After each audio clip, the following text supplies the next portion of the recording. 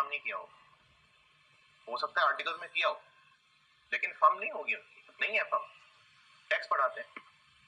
तो क्या इसका मतलब ये है कि जितने लोग पाकिस्तान में टैक्स में प्रैक्टिस कर रहे हैं उन सबसे ज्यादा नान साहब जानते हैं? नहीं। लेकिन जब बात नॉलेज की आएगी, जब सवाल की क्वालिटी की आएगी, तो नान साहब को बाकियों से ज्यादा पता होगा। आसिफ साहब की सीए फर्म नहीं है, लॉयर नहीं है वो, हो सकता है उन्होंने एलएलबी किया हो, लॉयर नहीं है वो। तो वो जो आप लोगों को नॉलेज दे रहे हैं, वो सीए फर्म वाला जो प्रैक्टिकली काम कर रहा है वो ज्यादा जानता है, लेकिन वो प्रैक्टिकल चीजें ज्यादा जानता है। जो उस सेक्शन को स्टूडेंट्स के हिसाब से घुमा के फिरा के पूछना है, वो आसिफ साहब ज्यादा जानते हो। मैं बीएफडी पढ़ाता हूँ सीए फाइनल में, तो अल्लाह का वैसे ये करम भी है कि जो सब्जेक्ट पढ़ाया ना उसमें सर्टिफिकेट मेरिट गोल्ड मेडल, जो सब्जेक्ट पढ़ाया बीएफडी में भी है अल्हम्दुलिल्लाह, 4 है बल्कि। तो बीएफडी में मैं कई ऐसी चीजें पढ़ाता हूं जो मुझे कख नहीं पता कि प्रैक्टिकल क्या होता है, क्योंकि बीएफडी में एक पोर्टफोलियो एक कॉन्सेप्ट है, शेयर्स में इन्वेस्टमेंट का। मैंने कभी जिंदगी में शेयर्स में इन्वेस्टमेंट नहीं की।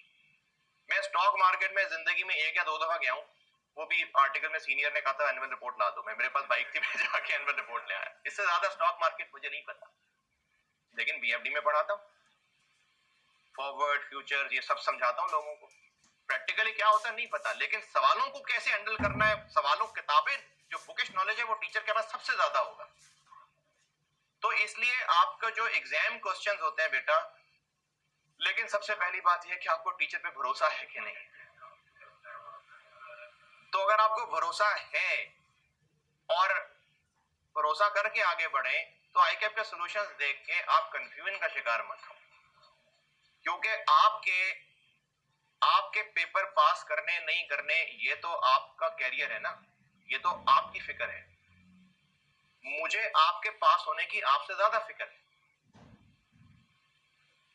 आपका पास होना जितना आपके लिए जरूरी है ना, उससे ज्यादा शायद मेरे लिए जरूरी है, जिसमें ये फैक्टर भी है कि मैं टीचर हूं तो रिजल्ट अच्छा होगा तो मार्केट में सस्टेन करूंगा ना।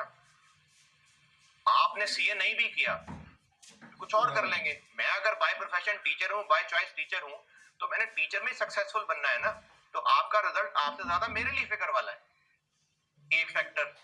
दूसरा फैक्टर, अल्हम्दुलिल्लाह जो करना है, जो कमाना है, वो मेहनत करके हलाल करके कमाना है। तो मैंने आपको सिखाना है तो मुझे पैसे लेने का मजा भी आएगा, लेकिन अगर मैं पैसे लेके बस ऊपर से टपा जाऊं तो फिर मेरी अंदर सेटिस्फेक्शन नहीं है। तो आपके पास होने की फिक्र, आपके सीखने की फिक्र आपसे ज्यादा मुझे है। तभी मैं झंझोड़ रहा होता हूँ कि भाई कोई बचता है तो पूछो पूछो, सबकी तरफ देख रहा होता हूँ, सवालों के नाम बार बार ले रहा होता हूँ, हालांकि मेरे ड्यू से ज्यादा है। अगर मैंने आपको होमवर्क दिया है, आपने होमवर्क करना है। अगले दिन मैं आके पूछता हूँ कि मसले बताएं, आपने पूछने। आप नहीं पूछ रहे तो मैं हर एक को झंझोड़ूं, दूसरी कॉपी चेक करूं जाके? नहीं, तीसरी क्लास में नहीं बैठे हुए हैं आप।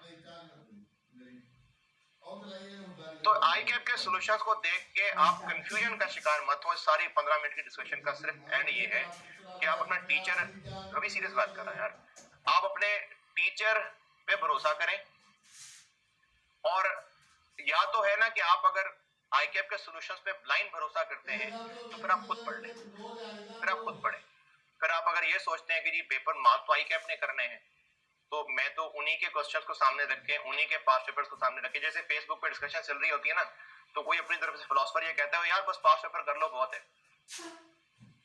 वाह जी बड़ी बात की है उस भाई ने।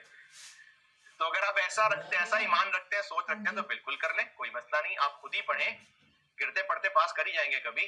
तो आप अगर आईकैप के सॉल्यूशंस पे ज्यादा रिलाय करना चाहते हैं तो फिर आप टीचर की बात हजम नहीं कर पाएंगे। टीचर सिर्फ आपको ये कह सकते हैं जी हम अपनी तरफ से बेस्ट एफर्ट कर रहे हैं, अपने नॉलेज के हिसाब से बता रहे हैं।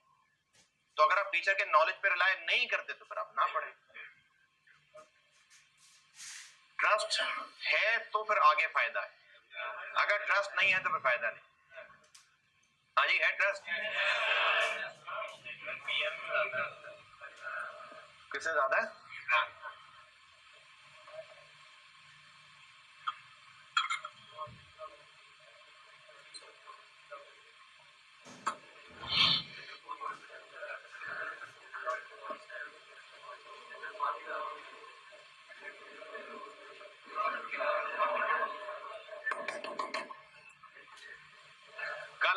सवाल दिया था बीटा, बीटा प्राइवेट लिमिटेड दिया है, मतलब पेज दिया था, उसका जीपी तक मैंने निकाल दिया था, बल्कि एडमिन भी कर दिया था, शायद एडमिन भी कर दिया था, हाँ एडमिन भी कर दिया था। अब उसके सेलिंग, डिस्ट्रीब्यूशन और वो कमीशन बताता हूं।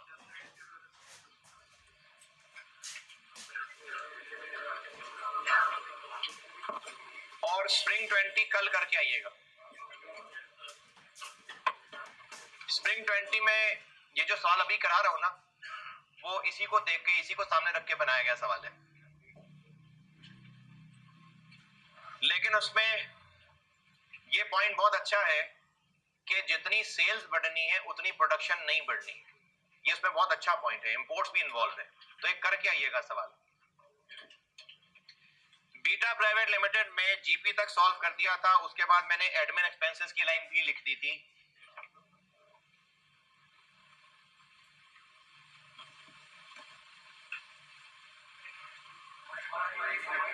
वन फाइव 8 1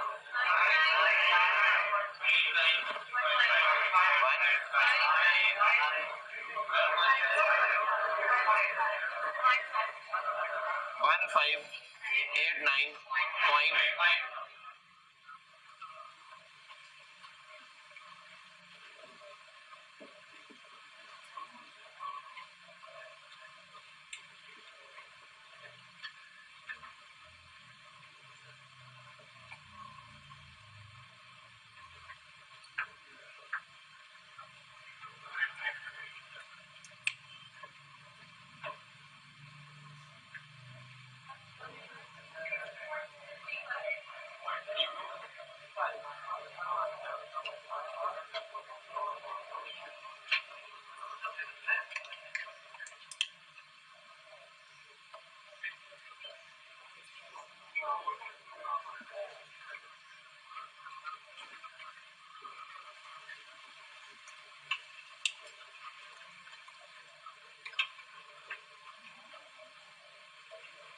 अच्छा, एक दिन बहुत होता है भूलने के लिए, भूल भाल गए होंगे, सवाल दोबारा पढ़ लें।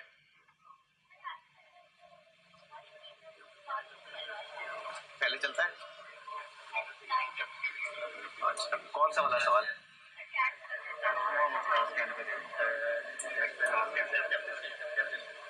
क्लास के एंड के बाद। ये कौन सा वाला है? ये कौन सा वाला है? मुझे नजर आ रहा है 3 है। कौन सा क्या था इसमें?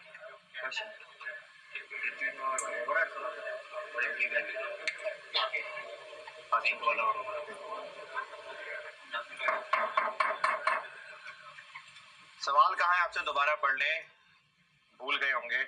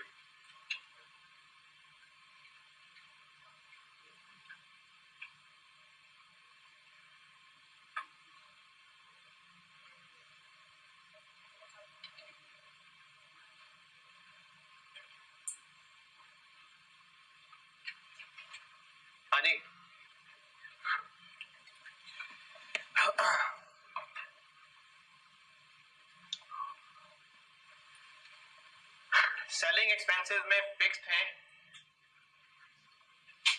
या नहीं है? है। टोटल कितने थे पिछले साल?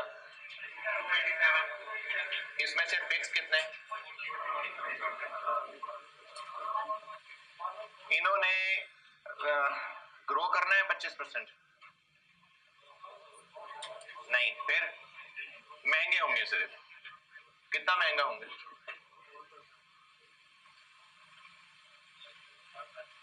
फोर या 5?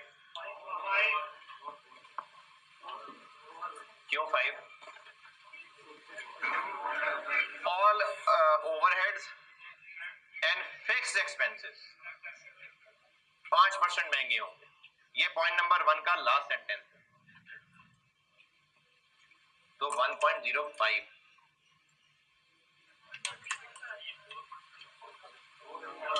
120.5।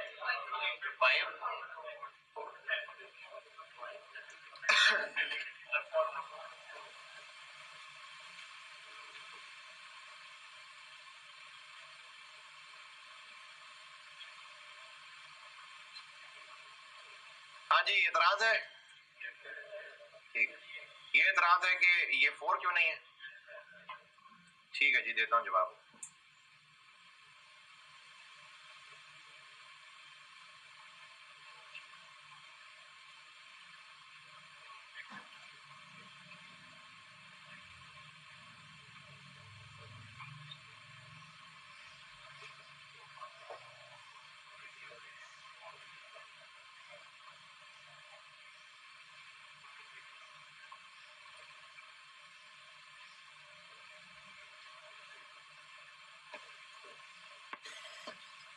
फाइव परसेंट ही है, जवाब देता हूं भी, लेकिन 5% ही है। फिक्स्ड आ गए 120.54। जो सेलिंग वेरिएबल है उनको तोड़ना पड़ेगा, डिस्ट्रीब्यूशन को अलग करना पड़ेगा और अदर्स को अलग करना पड़ेगा। वजह, क्योंकि उनकी इन्फ्लेशन का फर्क है। डिस्ट्रीब्यूशन की करते हैं बात पहले। डिस्ट्रीब्यूशन पिछले साल कितने थे, इसकी अमाउंट दी हुई है, कितने थे? 80। चूंकि ये वेरिएबल है तो इनका 1.25 भी होना है और महंगा 1.08। पॉइंट नंबर 1 दूसरा सेंटेंस। हाँ जी, मैं बताता हूं। डिस्ट्रीब्यूशन लिखा हुआ है 8%। पॉइंट 1 दूसरा सेंटेंस कितना हो गया? 4.75। अदर वेरिएबल पे आते हैं। पहले तो देखें ये है कितने, पिछले साल थे कितने? 287 का 60% -85। क्यों -85? क्योंकि डिस्ट्रीब्यूशन है तो वेरिएबल लिखा हुआ है, लेकिन इस टोटल में से 40 तो हो गए फिक्स्ड, बाकी 60 वेरिएबल है, तो उन 60 में से ही ये दोनों अलग अलग है। तो ये निकल आए अदर वेरिएबल सेलिंग एक्सपेंसेस, और चूंकि वेरिएबल है इसलिए 1.25 भी होगा और 1.04 भी होगा। कितना? 113.36। अब ये वजह सुने। आदो के हैं जी 4। आदो को जो बात कर रहा हूं वो एम्बिग्विटी ही की वजह से ही निकालनी पड़ रही है, लेकिन हमें ना जिस चीज के बारे में क्लियरली ना कहा हो तो उसका वो मतलब लेना चाहिए जो कॉन्टेक्स्ट के एतबार से ज्यादा बेहतर लगता है। यानी सवाल में अगर एम्बिग्विटी है तो खुद से कुछ अज्यूम करने की बजाय हमें वो अज्यूम करना चाहिए जो उस सियाको सबाक में उस पूरे कॉन्टेक्स्ट के अंदर जो सबसे ज्यादा मतलब लग रहा था वो लेना चाहिए। अब आप इस पॉइंट नंबर 1 का स्ट्रक्चर देखें। दूसरा दूसरा सेंटेंस लिखा हुआ है कि सेलिंग एंड डिस्ट्रीब्यूशन, इनका जिक्र है।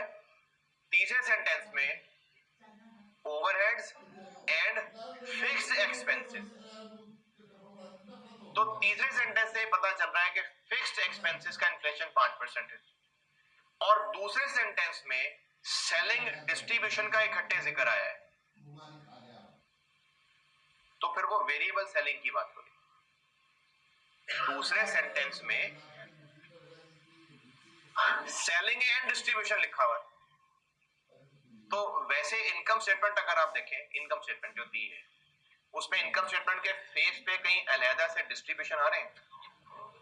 नहीं आ रहे ना, ये उन सेलिंग के अंदर ही कहीं छुपे हुए हैं ना। तो अब दूसरे सेंटेंस में क्या है, सेलिंग एंड डिस्ट्रीब्यूशन, इन दोनों के साथ बात की हुई है, तो ये दोनों वेरिएबल की बात हो रही। दूसरा इशारा। तीसरा सेंटेंस क्या है, ऑल ओवरहेड्स। अच्छा, जब ऑल ओवरहेड्स कह दिया तो वेरिएबल ओवरहेड और फिक्स्ड ओवरहेड हो गए ना, या नहीं हुए? ऑल ओवरहेड, तो फिर एंड फिक्स्ड एक्सपेंसेस कहने की क्या जरूरत है? अगर ऑल ओवरहेड्स कह देते तो बात खत्म, वेरिएबल ओवरहेड भी 5% और फिक्स्ड ओवरहेड भी 5%। लेकिन बात एफओएच से आगे भी है, all overheads and fixed expenses. तो ये दूसरी निशानी है कि जो ऊपर 4% बताया है वो वेरिएबल सेलिंग के लिए है और फिक्स्ड सेलिंग के लिए 5% है।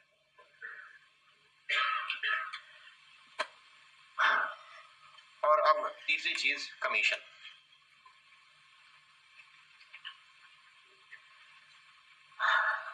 ये जो कमीशन के लिए टेबल गिवन है,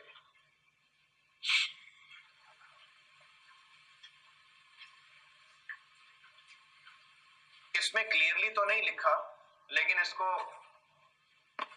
अकल के हिसाब से सोचते हैं, क्योंकि एग्जामिनर ने इसको अकल के हिसाब से ही जांचा होगा कि इतनी क्लैरिटी काफी है।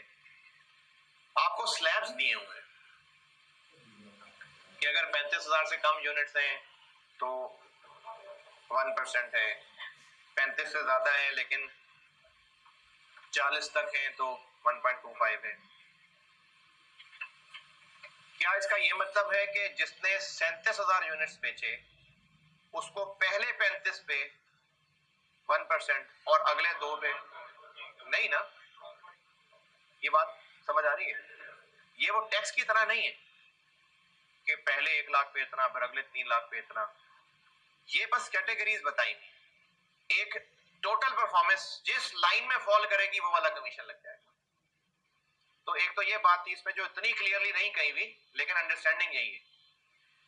दूसरी बात ये मैं आपसे पूछ रहा हूं कि ये जो टेबल में यूनिट्स हैं, ये पूरी कंपनी की टोटल सेल्स को सामने रखते हुए ये टारगेट है या हर इंडिविजुअल का अलग टारगेट है? एंटायर सेल्स, टोटल सेल्स, ये जो टारगेट टेबल में है ये पूरी कंपनी का है या हर इंडिविजुअल का? यानी एक इंडिविजुअल का टारगेट है ये? हाँ जी, इंडिविजुअल का। हाँ हाँ, अच्छा चलो, उस कैटेगरी की टोटल सेल्स अगर 40,000 यूनिट से ज्यादा हुई या एक बंदे की सेल अगर 40,000 से ज्यादा हुई, कैसे? टोटल यूनिट्स मिलियंस में, 2.72 मिलियन तो पिछले साल बेच लिए थे, तो कहां 40,000 पे कमीशन रखते फिरेंगे? तो ये एक इंडिविजुअल बंदे की बात हो रही है। तभी तो देखें आगे नंबर ऑफ पर्सन भी बताए हुए। ये जो कमीशन की कैटेगरी है ना, इसको ऐसे नहीं देखना कि 3.4 मिलियन यूनिट्स हैं तो 3.4 मिलियन तो आई वो अब 50,000 में रहे। 3.4 मिलियन पूरी कंपनी ने बेचेंगे, वो नहीं है अब 50,000, ये इंडिविजुअल का टारगेट। तो इंडिविजुअल के टारगेट के लिए हमें इंडिविजुअल की सेल्स तक पहुंचना पड़ेगा। पहुंचते हैं।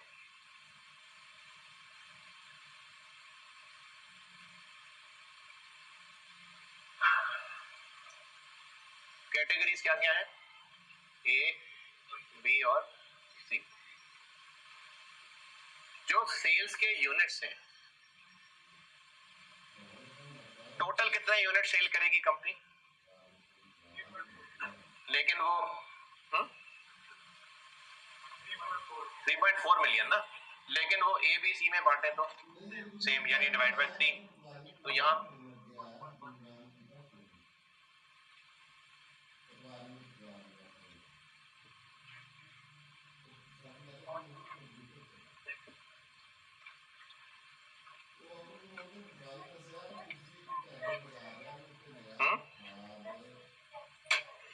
यूनिट्स है ना 3.4 मिलियन,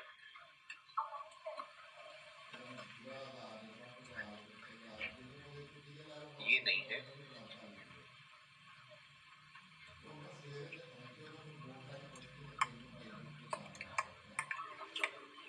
20x4 में 3.4 मिलियन टोटल यूनिट्स बेच रहे हैं। इन 3.4 मिलियन को 3 कैटेगरीज में बांटना है, 1133 और बहुत सारे। एक यूनिट का फर्क आ जाएगा, लेकिन खैर है, हमने तो पर पर्सन तक जाना ही जाना है।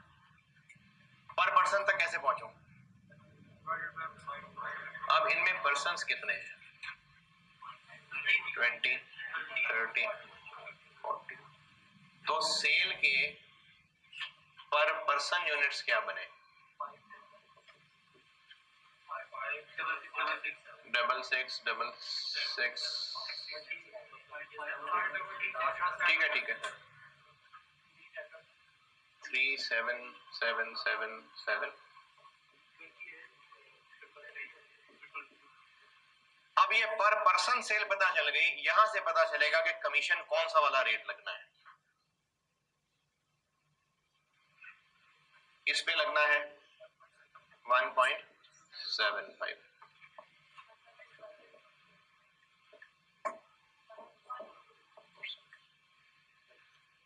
ये रेट ढूंढ रहा था, इसलिए पर पर्सन तक तोड़ के गए हैं सेल्स को।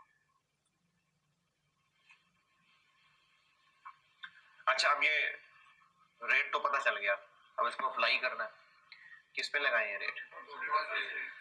टोटल सेल्स पे लगा दें। कौन सा लगाऊं? 1.75 लगाऊं, 1.25 लगाऊं, 1 लगाऊं?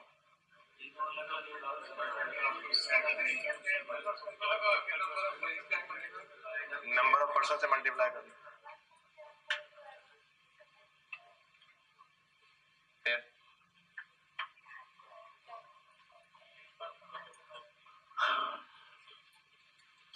हर बंदे की कमीशन अलग निकालो, कर सकते हैं, लेकिन उससे काम बढ़ेगा। हमें ये पता चल गया कि टोटल सेल्स में से 1/3 पे ये रेट लगना है, 1/3 पे ये रेट लगना है, 1/3 पे ये रेट लगना है। करना है तो कर सकते हैं, पहले आप पर पर्सन करें, फिर नंबर ऑफ पर्सन से मल्टीप्लाई करें, फिर टोटल तक पहुंचेगा, फिर ऐड करें। ये तोड़ने का पर्पस क्या था? ये ढूंढना था, बस अब पता चल गया। अब इसके पता चलने के बाद फाइनल वर्ड क्या है कि टोटल सेल्स यानी 4760 मिलियन रुपीस में से 1/3 पे ये रेट लगना है, 1/3 पे ये रेट लगना है, 1/3 पे ये रेट लगना है। हर कैटेगरी की प्राइस अलग है क्या? अगर प्राइस अलग होती ना तो जरूर हम हर कैटेगरी के अलग कमीशन निकालते।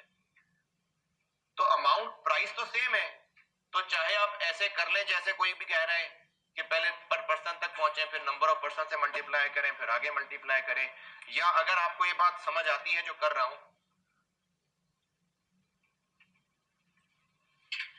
तो ऐसे कर लें कि 4760 में से 1/3 पे, 1/3 क्यों? बराबर है ना, तो अगर यूनिट्स बराबर है तो अमाउंट भी बराबर ही बटेगी, क्योंकि सेल प्राइस सेम है। अगर यूनिट्स को तीनों कैटेगरीज में बराबर बांटा है, सेल प्राइस सेम है, तो आप अमाउंट को भी बांटे तो वो भी ठीक है। कैटेगरी ए की सेल्स इनटू 1.75%, इसी तरह प्लस कैटेगरी बी की सेल्स। तो अगर बार बार 4760 लिखना है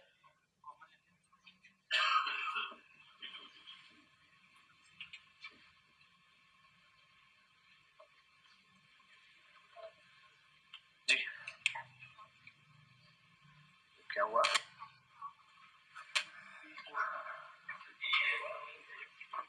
ऑन है।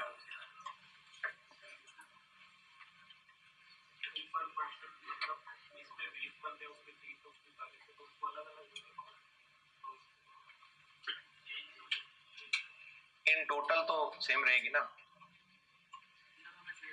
अलग कर लें कैलकुलेट, अलग कर लें।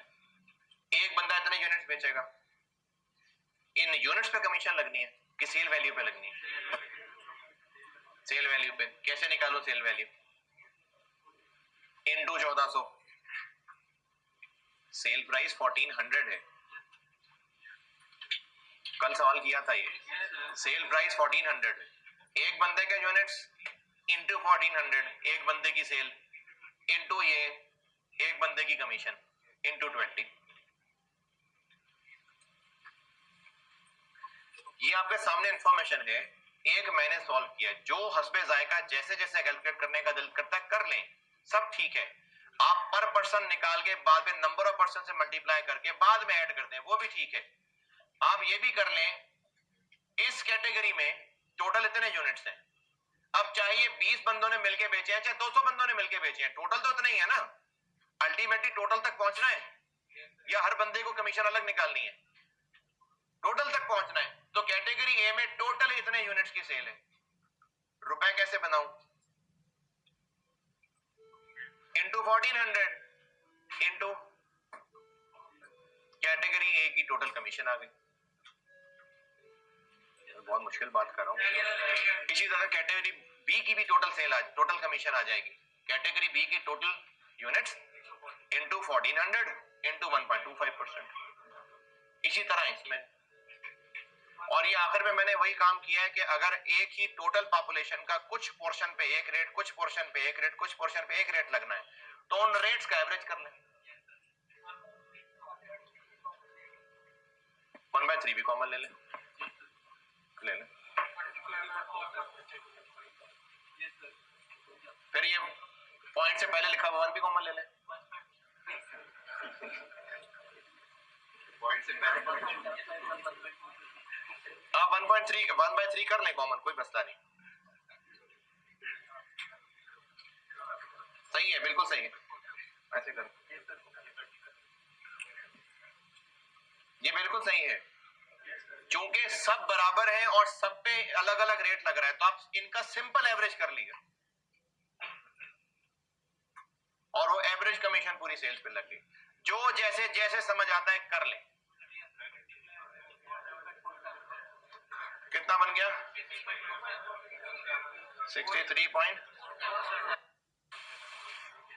हाँ जी, क्या कैसे आया तो सवाल?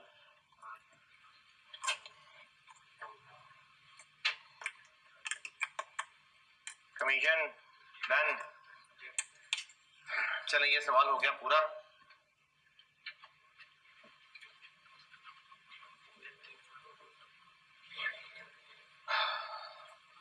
हाँ जी, अभी तक बजटिंग के अब क्या अपडेट हालात? सही है। चलेंगे एक और सवाल, और ये फाइनल के लिए भी एक मुश्किल सवाल है, लेकिन पूरा सवाल अगर आपको मुश्किल लगेगा, जो कि है मुश्किल है, तो उनमें से कुछ कुछ पोर्शन भी टेस्ट हो सकते हैं। जैसे मैं जो अब सवाल कराने लगा हूं ना, इसमें मल्टीपल प्रोडक्ट्स थे, तो मल्टीपल प्रोडक्ट्स ऑटम 19 में टेस्ट हुए थे। तो ये जितने सवाल हम प्रैक्टिस कर रहे हैं, हर सवाल में कुछ ना कुछ नया सीख रहे होंगे। लेकिन अब सारे सवाल पूरे सेशन में बजटिंग तो नहीं करा सकता, तो एक सवाल करा रहा हूं और एक दो फिर अगले 2-3 दिन में होमवर्क चलेगा, बस खत्म है। फिर एक सवाल और करा रहा हूं जो आज पूरा नहीं होगा, कल पूरा होगा जाके, फिर अदर बजट्स कराऊंगा और फिर बजटिंग खत्म। बस बहुत है बजटिंग। अब आप पढ़ लीजिए सवाल, जिनके पास बुक है उसमें पेज 465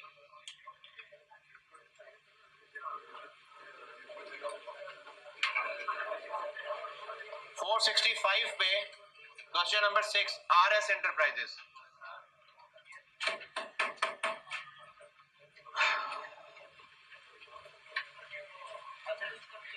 अच्छा हाँ, अदर इनकम भी थी इसमें एक, इसके बाद एक अदर इनकम भी आ जाएगी।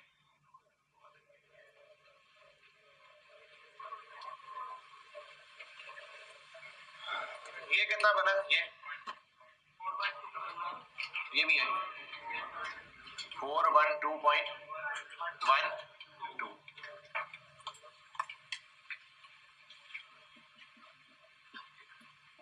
अदर इनकम है प्रॉफिट ऑन डिस्पोजल,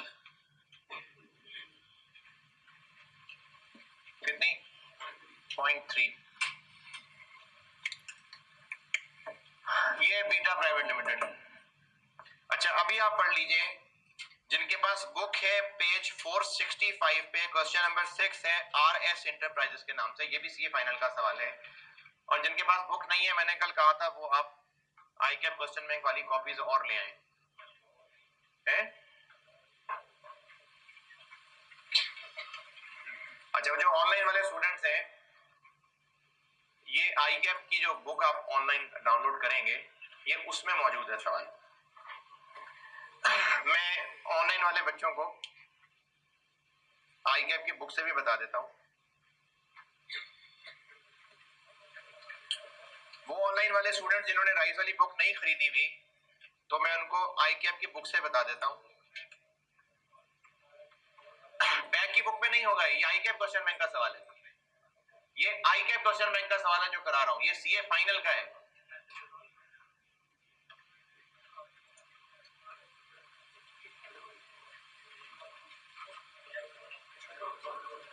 कल आपको एक पेज तो दे दिया था और कहा था एक कॉपियर से लेके आना, कल नहीं कहा था? कहा था यार।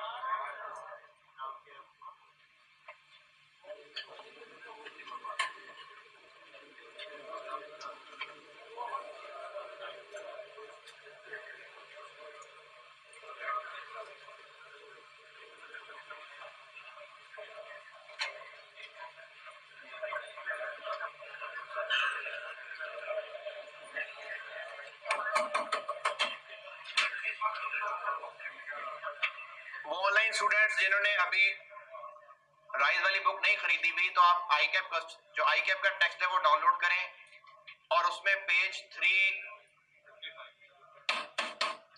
आई कैप वाली बुक में, ये ऑनलाइन वाले बच्चों से बात कर रहा हूं, आई कैप वाली बुक में 308 पेज पे एग्जाम्पल 13 है आरएस इंटरप्राइजेस। लेकिन आई कैप की जो नई बुक है ना, उसमें मसला ये है, जो कि बड़ा शदीद मसला है, कि उन्होंने इनको क्वेश्चंस की बजाय एग्जाम्पल्स की तरह सॉल्व किया हुआ है। और उसमें मसला ये होता है कि तमीज ही खत्म हो गई कि सवाल खत्म कहां हो रहा है, आंसर शुरू कहां हो रहा है। तो इसलिए मैं आपको बता देता हूं, पेज 308 पे सवाल शुरू हो रहा है और उसके बाद पेज 309 पे 0.4567 बस। उसके बाद जो है ना, अब profit forecast statement for the year ending would be prepared as follows, तो वो एज फॉलोज नहीं देखना, वो रिक्वायरमेंट है। तो पेज 308 पे है और पेज 309 पे 0.7 तक है बस, इसकी रिक्वायरमेंट है बजटेड प्रॉफिट एंड लॉस।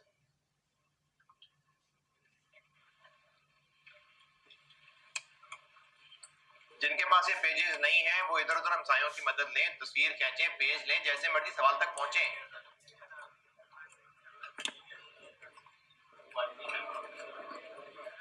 अच्छा मुझे धोखा देने के लिए ना मुंह नीचे करके मत बैठना, सवाल तक पहुंचे, कोई अगली लाइन से पता करें, पिछली लाइन से पता करें, किताब है तो शेयर करें, तस्वीर ले लें, पहुंचे सवाल तक और पढ़े सवाल।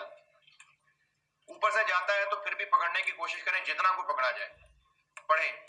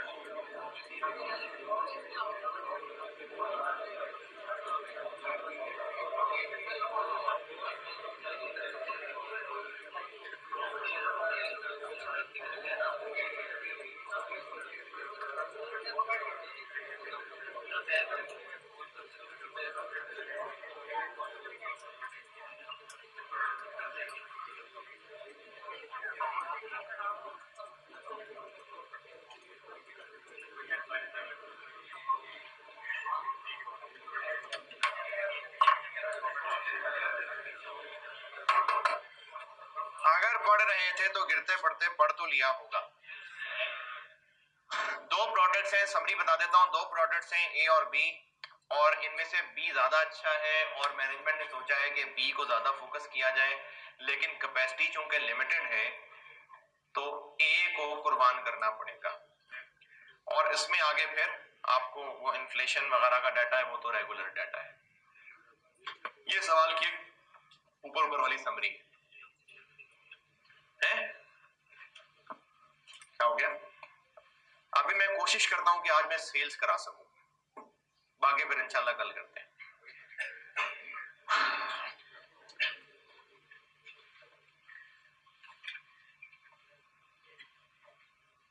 शायद इस चीज को फैमिली गैदरिंग में ऑब्जर्व किया हो कि जब कहीं बैठने की जगह है, चेयर हैं, सोफे हैं, और बच्चे बैठ गए हैं ज्यादा, और अब जो बड़े हैं उनके बैठने की जगह कम हो गई है, तो बच्चों को उठा देंगे।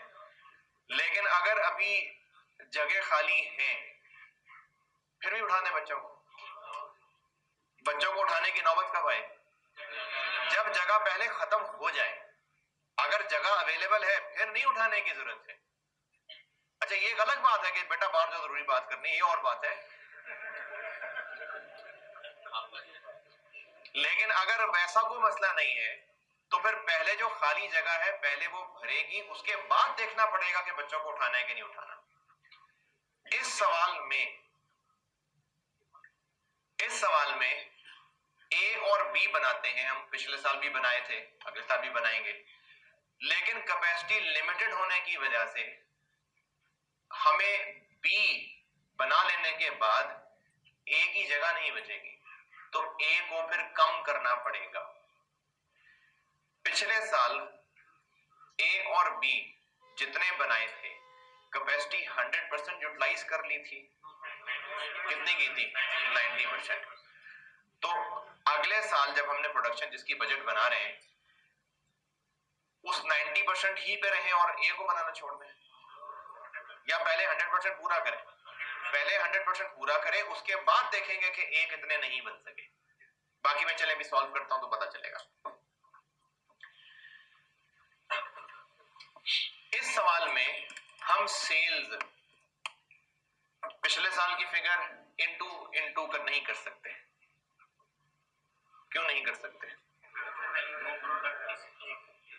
क्योंकि एक तो है कि मल्टीपल प्रोडक्ट्स है, एक रीजन तो है कि मल्टीपल प्रोडक्ट्स है, लेकिन उसका भी हल हो सकता है। मल्टीपल प्रोडक्ट्स, प्राइसेस डिफरेंट है, कोई मसला नहीं, हल हो सकता है। एवरेज प्राइस लेके देखे ना, इतने यूनिट्स में से इतने हैं जो इस प्राइस के हैं, इतने हैं जो इस प्राइस के हैं, तो एवरेज प्राइस से काम नहीं चल सकता क्या? चल सकता है। तो क्या हम पिछले साल की सेल्स इनटू समथिंग कर सकते हैं? यूनिट्स क्वांटिटी की इंक्रीज कितने परसेंट है नहीं पता चल सकती, क्योंकि बी तो और बनाने हैं, ए कम कर देने। बी और बनाएंगे और ए कम कर देंगे, और ये भी नहीं पता कितने कम होंगे। वो तो हम यूनिट्स की वर्किंग करेंगे तो पता चलेगा कितने कम होंगे। तो इस पे हम क्वांटिटी की परसेंटेज नहीं निकाल सकते, तो इसलिए इसमें भी कल वाले सवाल की तरह प्राइस और यूनिट से चलना पड़ेगा। कल सेल्स कैसे निकाली थी मैंने? यूनिट्स और प्राइस अलग अलग किए थे ना, तो इसमें भी मजबूरन यूनिट्स और प्राइस तक जाना पड़ेगा। पिछले साल की सेल्स को इनटू समथिंग नहीं कर सकेंगे।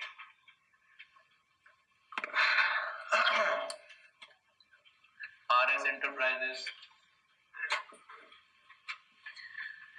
अच्छा, दोबारा जो आपको जोड़ता रहूंगा, कोशिश रखूंगा। जो सवाल बहुत मुश्किल है, कोई बहुत ज्यादा मुश्किल होगा, कोई कम मुश्किल होगा, इसका मतलब ये नहीं कि कॉस्ट अकाउंटिंग छोड़ देनी है। मुझे आपसे सिर्फ आपकी कंटिन्यूअस एफर्ट्स चाहिए। अब जो जितनी एफर्ट्स में जहां तक पहुंच जाए उसमें सब्र शुक्र करें। जरूरी नहीं है कि क्लास में हर बैठा हुआ स्टूडेंट हर सवाल को अच्छी तरह समझ पाएगा, नहीं समझ आएगी, बहुत सारी बातें ऊपर से जाती हैं, लेकिन आपका काम सिर्फ एफर्ट करते रहना है। मुझे आपसे एफर्ट चाहिए बस। तो मायूस शक्लें बना के मत बैठा करें।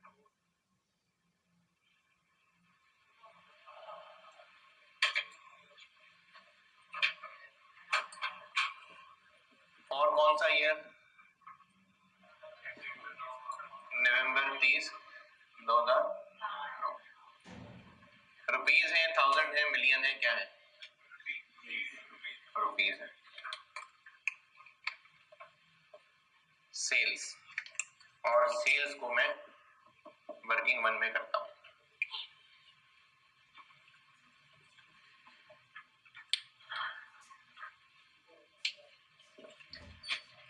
सवाल पढ़ के जो भी टूटी फूटी अंग्रेजी समझ आई है उससे सवाल तो सॉल्व कर रहे हैं, लेकिन सॉल्व करने के बाद मैं आपको हर पॉइंट समझाता भी जाऊंगा कि जो टूटा फूटा है उसको एक ब्रश मार दो तो ठीक हो जाता है। सेल्स के यूनिट्स और प्राइस तोड़ के करना पड़ रहा है। पिछले साल की total sales into 1 point something नहीं हो सकता। क्यों? क्योंकि यूनिट्स की कोई परसेंटेज ग्रोथ नहीं है, बल्कि एक की तो ग्रोथ है, दूसरे को तो कम करना है और पता नहीं कितना कम करना है, तो इसलिए इसमें यूनिट्स कैलकुलेट करने पड़ेंगे, और जब यूनिट्स कैलकुलेट करने पड़ेंगे तो फिर उनको प्राइस से मल्टीप्लाई करेंगे तो सेल्स बनेंगे।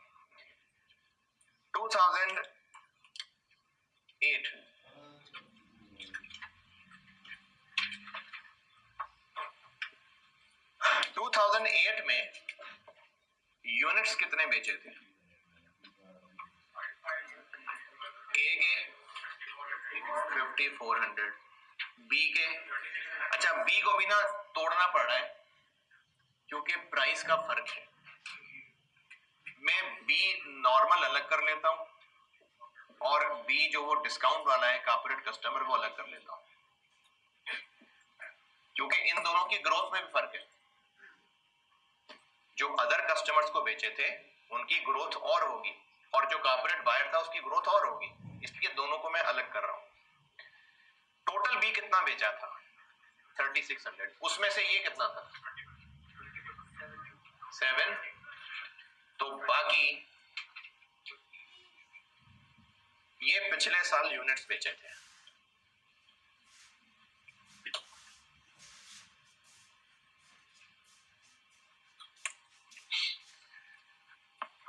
पिछले साल की सेल प्राइस क्या थी?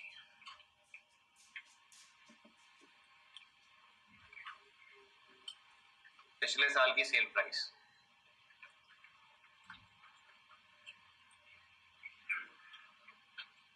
पहला पैराग्राफ पढ़े, पहला पैराग्राफ, और पॉइंट नंबर 1 पढ़े। मैं तो करा ही दूंगा, आप लोग ट्राई करें सारे के सारे। ए और बी की पिछले साल क्या प्राइस थी, ट्राई करें, करें करें करें सारे ट्राई करें, ट्राई जरूर करें। मैं तो बता ही दूंगा, आप लोग करें ट्राई। पहला पैराग्राफ पढ़ें और पॉइंट नंबर 1 पढ़ें।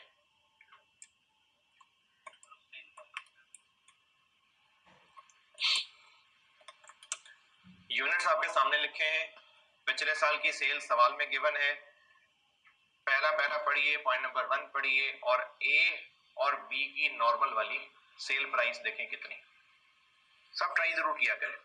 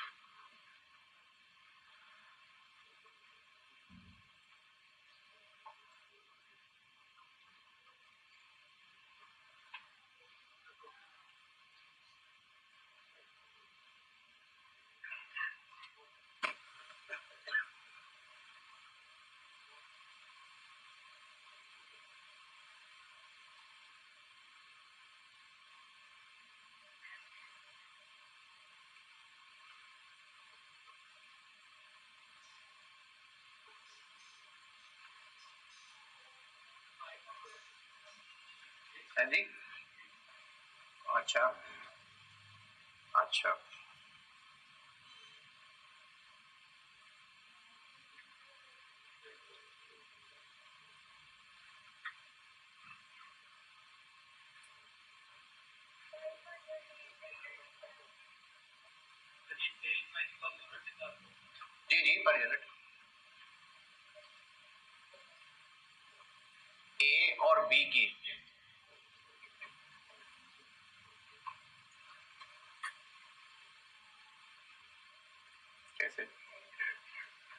अच्छा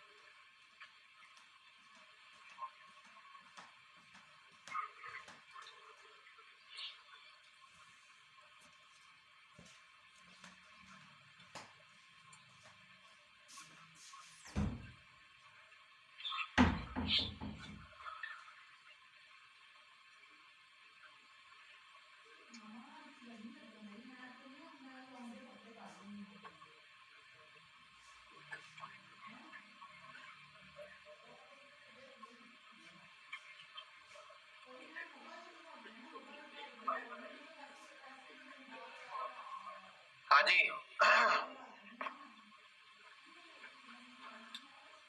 ए 500 और बी 800 और कुछ 393.33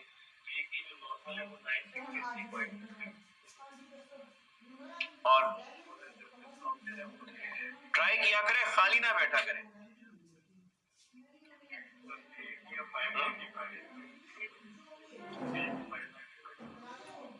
590 595 हाँ जी और कुछ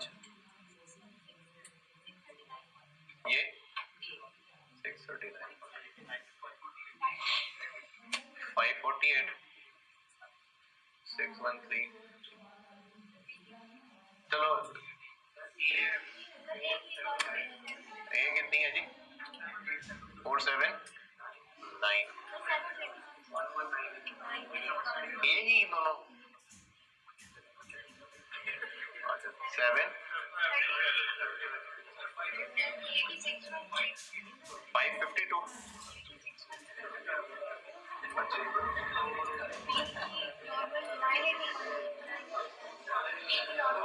चल अच्छा इसमें ये जो आपने गलत आंसर बताए हैं क्योंकि सारे तो सही नहीं है ना, एक सही है इनमें वैसे एक सही है तो बाकी गलत है। फिर जो गलत है वो अगर आप इसको बेइज्जती महसूस ना करें क्योंकि ये बेइज्जती नहीं है, मैं आप सबको कह रहा हूं कि ट्राई करें तो बेटा ट्राई करें। जिन्होंने गलत निकाला वो उन सब लोगों से बेहतर है, उनसे अफजल है जिन्होंने ट्राई नहीं किया। अगर आपको बताने में कोई शर्मिंदगी नहीं कि सारे हंसेंगे तो मैं जानना चाह रहा हूं ताकि पता चले कि आप किस एंगल पे सोच रहे थे, ये कैसे निकली है फिगर, कोई अगर बताना चाहे जी कैसे निकला है 593 303 क्या किया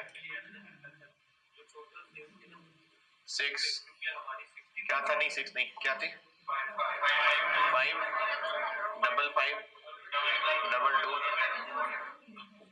अच्छा, क्या किया इसको? हाँ,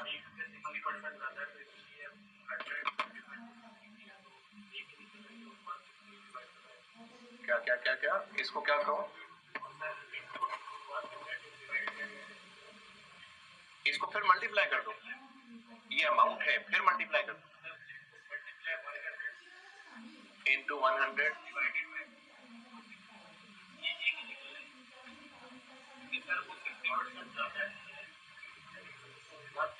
ये किया है? अच्छा, और जी जी बताइए, लिखाएं।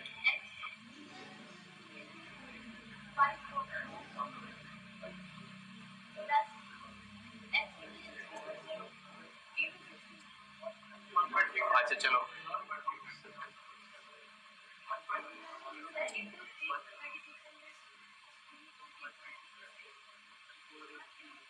अच्छा ठीक है, और जी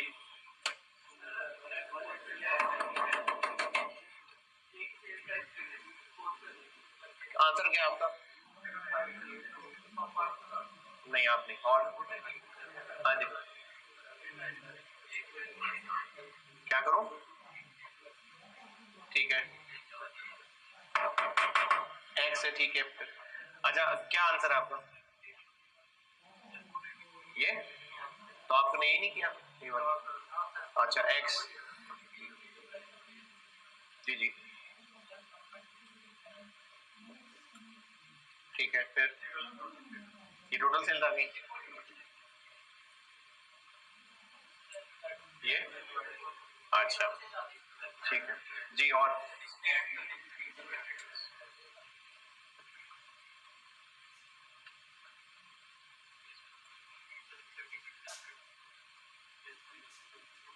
यही कहा था। अच्छा, और अगर कोई बताना चाहे तो वैल्यूज उतनी सारी रंग बिरंगी।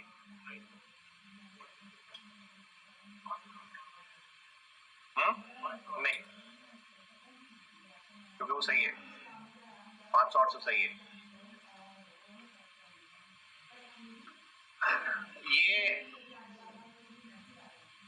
ये एक कमी इसमें रह गई, वरना ठीक है शाबाश।